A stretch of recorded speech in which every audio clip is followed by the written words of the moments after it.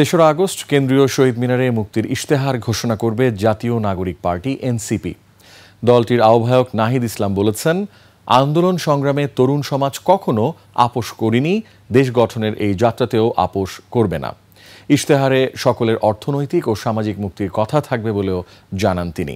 বলেন, নতুন বাংলাদেশ গড়তে প্রয়োজন নতুন সংবিধান। প্রতিনিধিদের তথ্যচিত্রে ডেস্ক রিপোর্ট। জুলাই যাত্রার অংশ হিসেবে সন্ধ্যায় সিরাজগঞ্জের পথসভায় অংশ নেন জাতীয় নাগরিক পার্টি এনসিপির নেতাকর্মীরা। সেখানে দলটির আহ্বায়ক নাহিদ ইসলাম বলেন, মুজিববাদী আওয়ামী লীগের সংবিধান গত 50 বছরেও মানুষের অধিকার রক্ষা করতে পারেনি। যেই সংবিধান গত 50 বছর ধরে বাংলাদেশের মানুষের অধিকার রক্ষা করেনি, বাংলাদেশের সমাজ রাষ্ট্রকে বিভাজিত করেছে, বাংলাদেশকে একটি অন্তর্ভুক্তিমূলক রাষ্ট্রে পরিণত করেনি, সেই সংবিধানের পরিবর্তন করে নতুন গণতান্ত্রিক সংবিধান লাগবে। এর আগে দুপুরে নাটোরে পথসভায় অংশ নিয়ে নাহিদ ইসলাম বলেন, এনসিপি সংস্কারের মাধ্যমে দেশ গঠনের পথে থাকলেও 5 আগস্টের পর বিভিন্ন পক্ষ সেই যাত্রা থেকে সরে এসেছে।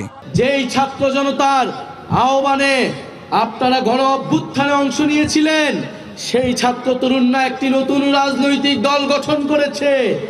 সেই তরুণরা এখন দেশ গঠন করতে চায়।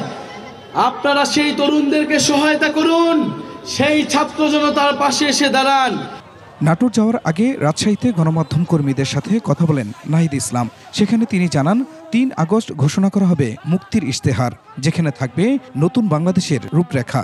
আমরা করেছি যে 3 আগস্ট আমরা আমাদের ইশতেহার, আমরা চাই, এখনো চাই যে সরকারি এটা দিক, আমরা আমাদের দেওয়ার থেকে সরকার যদি সব দল বেড়ে দিতে পারে সেটা দিবে। যদি সরকার সেখানে ব্যর্থ হয়, আমরা অভ্যুত্থানের অন্যান্য অংশীদারদের সাথে কথা বলছি, তাদের দায়িত্ব আমাদের। সরকার জুলাই সনদ ঘোষণা করতে ব্যর্থ হলে অংশীজনদের সঙ্গে আলোচনা করে পরবর্তী সিদ্ধান্ত নেওয়ার কথাও জানান Nahid Islam. Khurshid Alam, desk report, 21 television.